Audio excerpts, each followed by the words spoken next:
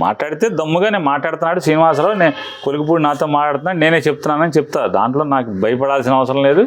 అయితే చిన్ని అంటే నాకేం భయం లేదు. ఇక్కడ ఒకటి చిన్ని సమస్యల మీద నేను ఒకటైతే మాట్లాడదలుచుకున్నానండి. కేశినేని చిన్ని ప్రస్తుతం ఒక మునిగిపోతున్న నావలాగా కనపడుతున్నాడు మనకి. మంచి హుషారుగా ఎంపీ గెలవంగానే కన్ను మిన్ను కానకుండా బావులుగా స్పీడ్ బోట్ లాగా ఓకే ప్రకృతిని చీల్చుకుంటూ స్పీడ్గా వెళ్తున్నాడు. ఇప్పుడు నాకు ఇవాళ అతను చిన్ని కనపడేదైతే చిల్లులు పడ్డ చెక్కనావలాగా అయితే కనపడుతున్నాడు. పడవలోకి నీళ్ళు వచ్చేస్తున్నట్టుగా కనపడుతుంది అతను పడవలోకి అయితే.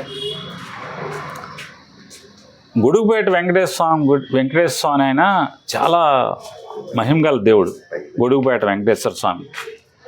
గతంలో టీడీపీ ప్రభుత్వం అప్పుడు కూడా ఆ స్వామివారి ఆలయం మీద కన్నేసి దాన్ని ఎలా ఎత్తేయాలి ఎలా దొబ్బేయాలి అనుకున్నప్పుడు కనకదుర్గ రెండో కంటి తెలియకుండా దాన్ని కనకదుర్గ అమ్మవారికి గుడికి అడాప్ట్ చేసి తద్వారా ఆ భూమిని ఎత్తేద్దామని కొంతమంది చూశారు. ఆయనకి అమాయకంగా సంతకం పెట్టినటువంటి ఒక పెద్ద ఆయన ఈ సంతకం పెట్టిన వెంటనే ఆరోగ్య సమస్యలు తలెత్తినాయి. మీరు ఏదో ఆ దేవుడి ఫైల్ పెట్టిన కాడి నుంచి నాకు ఈ దరిద్రం పట్టుకుందని చెప్పి వెంటనే ఆయన అక్కడితో ఆ పని ముందుకెళ్లకుండా ఆపేశారు. అంటే నాకు సమాచారం, చాలామంది ఎండోమెంట్స్ వాళ్ళు నాతో చెప్పినటువంటి సమాచారం అది.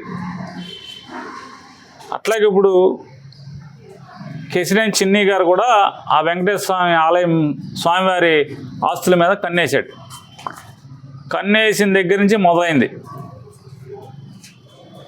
కేశినేని చిన్ని విజయవాడ ఎంపీ పడవకి చిల్లులు పడుతుంటే స్పీడ్ బోట్ లాగా మనం ఫారెన్లో సినిమాల్లో చూపించినట్టు, ఫారెన్లో షూటింగ్లో చూపించినట్టు స్పీడ్ బోట్ లాగా జమ్మని దూసుకెళ్తున్నాడు అనుకుంటే ఇప్పుడు అతనికి చెక్క పడవలాగా చిల్లులు పడుతున్న పరిస్థితి, చిల్లులు పడి నీళ్లు లోపలికి వస్తున్న పరిస్థితి వాళ్ళు చూస్తుంటే నాకైతే గొడుగుపేట వెంకటేశ్వర ఆస్తులు ముట్టుకున్న పర్యవసానమే ఈ చిన్ని పడవలోకి నీళ్ళు వచ్చినాయని నాకు కనపడుతుంది.